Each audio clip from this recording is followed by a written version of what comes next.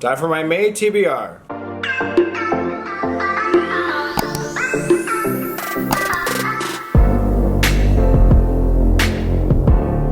Alright guys, welcome back to my channel. I'm Zach with Zacks Books, and yeah, I'm back. I haven't done this for like 2 months, so bear with me. It's going to be another learning experience. I'm already stuttering and it's only been like 5 seconds, so.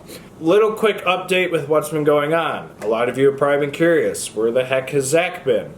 More or less, where's Danielle been? We've had a lot of stuff going on in terms of we've had some family stuff coming up, or that came up. I had huge work things going on in the past 2 months where things completely changed. And obviously, as you guys saw in one of the past updates, we're expecting a child. Danielle is pregnant, and we got over the hump. That was the first trimester, and so we kind of feel like we're in a bit of a better groove now. We're kind of like calmer, relaxed. And if you guys are wondering, we do not know the gender yet, so don't ask. I felt like that was going to come up. We don't know gender. Comeback video I'm going to have is pretty much just going to be a May TBR. We're going to try and get back into the swing of things. I don't know how often we're going to be doing posts, but we're going to try and get back into like at least once a week trying to post just to ease back into it. Also because of all the things going on, I just haven't really had the urge to read. Danielle hasn't really had the kick to want to like edit anything because she's been dealing with the pregnancy and everything, so... Well, focusing on books has been hard for me too. Yeah, and she's still actually getting over being like sick, and when you're pregnant you get sick like 10 times worse, so... But yeah, no, I've got a stack of books here I'm planning to read for May. There is one that I'm planning to start this week, depending on when this goes up, that might get kicked over into May, but I doubt it. I'll probably be able to finish it. We will link all of them down below if you're intrigued with any of them. Also, don't forget to check out Bookstagram, all the other stuff down below, the podcast, and check out Danielle's channel. She's going to try and start getting back in front of the camera and posting stuff as well. And yeah, don't forget to like, comment, subscribe, and sorry for the long intro, but that's life. And let's get into some books. Alright, so this is not going to be like a 10-book TBR. I am very behind with my yearly goal, and I've come to realize it's probably just not going to happen. So I did a bunch of rereads like 2 months ago, and then I think the last book I actually read was The Angel Maker by Alex North, and that was a reading vlog. Check it out up here if you want to check that out. But pretty much to start back into the swing of things, I'm going to be doing a reread this week, and I'm going to be rereading Christine by Stephen King.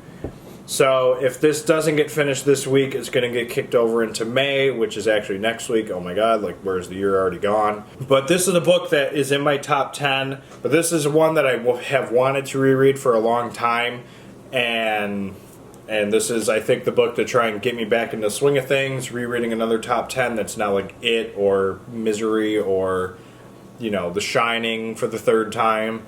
Even though I really would read that one a third time. But Christine's one that has been sitting like dormant in my top 10 for a while. Hasn't really changed positions all that much. And so I figured I'd give it another read because it's been a little while. So first book is Christine by Stephen King. Alright, the next one up is one where I want to try and stick to familiar territory with like the authors I want to try and get back into reading with. And I don't want to just do rereads. So I've got a shorter Darcy Coates book, The Haunting of Rookwood House. Darcy has always been my go-to for like haunted houses and stuff like that because that's like what she does, and they all are really phenomenal books. This is one I have not read. It's on the shorter side. I have a bunch I still want to read from her, and there's actually a couple new ones that just came out that everybody loves. I just haven't had time to really get to them. So I feel like I want to get in the swing of things with a bit of a shorter one first. I'm going to read a little blurb here on the back. I guess the first paragraph that's on the back. When Guy finds the deed to a house in his mother's attic, it seems like an incredible stroke of luck. Sure, it hasn't been inhabited in years, and vines strangle the age-stained walls, but Guy's convinced he can clean up the building and sell it. He'd be crazy to turn down free money, right? I mean, it's a good old-fashioned haunted house story. He's going to probably go in there. There's probably going to be some spooky stuff, some ghosts, and some hauntings, and it's not going to be a good time for Guy. So, but yeah, there you have Darcy Coates, The Haunting of Rookwood House. Alright, next up is another author where I've kind of had some good luck with, but also have had one book that was not really the greatest experience. The Last Word by Taylor Adams. So I have read No Exit and Hairpin Bridge. No Exit was a 5-star book, was probably one of my favorite books when I first read it. I think it's been like 2-3 years now. Hairpin Bridge, I think I gave it I think I gave it 2 or 3 stars. It was not the greatest, but it wasn't like terrible. This one is actually releasing the day that we're filming this, ironically enough. We are excited for this one. We both are. She wants to read it just like I do, because I think, have you read Hairpin Bridge, right?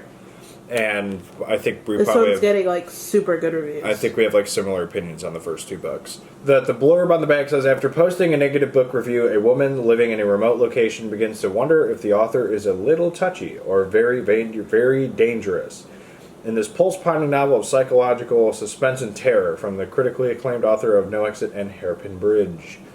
So we'll see what happens with this one. I definitely say No Exit was the better one of the 2 so far, and I'm hoping this one can be like a banger, just like that one was. But like Danielle said, a lot of people have been really liking this book. So if you've read this one already, let me know your thoughts down below. Spoiler free, please. And yeah, we'll see what happens. But there you have The Last Word by Taylor Adams. Alright, in terms of trying to keep up with newer releases, this is a book by another author where I enjoyed what I read last year by them. I think it was called The Night Shift. What Have We Done by Alex Finlay. Finlay? Yeah, I think that's how you pronounce it.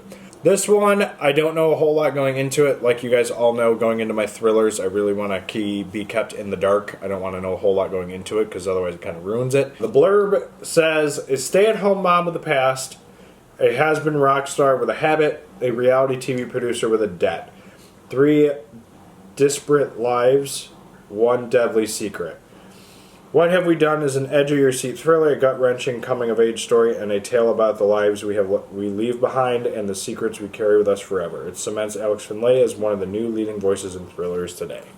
Sounds very exciting, sounds very thrilling, and we'll see what happens with this one. Like I said, I read the one last year, The Night Shift, which I think that was last year. It feels like it's been like years. But it was a really solid story. I think I give that one 4 stars. See where this one falls, but we'll see what happens. What Have We Done by Alex Finlay. Alright, and the last book that I am planning to hopefully get to in May, as voted on by, well, me, my King reread that I've wanted to do for a while now that I feel a bit more seasoned and like understanding the story a bit more. Ooh, The Stand, the complete and uncut edition. So this behemoth of a book I read 2-3 years ago. There's a lot I didn't know involving the story. I did not watch the TV miniseries from like the 90s. I'm not including that newer one just because I don't think it really flows with the story by what I've heard. It doesn't really match the book all that well. But the miniseries from the 90s I had not seen up until that point. And so there's a lot of characters in this book. And now that I've seen the miniseries, I feel like I've got faces to names. And the story's just going to flow that much better for me. Because this is one, when I originally read it, was in my top 10 because it was one of the first like 10 or 15 books I had read. But it has drastically fallen out of place. I know a lot of people really, really like this book and put this in their top 10, their top 5. And I think now's the best time to do a reread because of like the slump I'm kind of in. With Christine being the next one I'm planning to read, I don't know when I will get to The Stand, but I'm hoping to get to it either after Christine or in the month of May at some point. I think I gave it 5 stars, but it was like a low 5 stars. It could have been 4 stars. I don't remember. It's been a while. But if you don't know what this is basically a plague falls on the world, and basically like what happened with COVID, but times like 500. Affects the entire, I think it's just the United States, honestly. I feel like they don't mention other countries in this book. If I'm mistaken, let me know in the comments. But I don't remember them mentioning, like, Canada or Mexico or anybody else being affected with this virus. But basically, almost the entire, like, United States gets, like, destroyed because of this virus. And then it becomes, like, God versus the devil, good versus evil, like with the surviving halves of the world, like of the country or whatever. But yeah, I'm very excited to try and get back into this book and give it a real solid chance. So there you have The Stand, the complete and uncut edition by Stephen King. Alright, there you have my May TBR.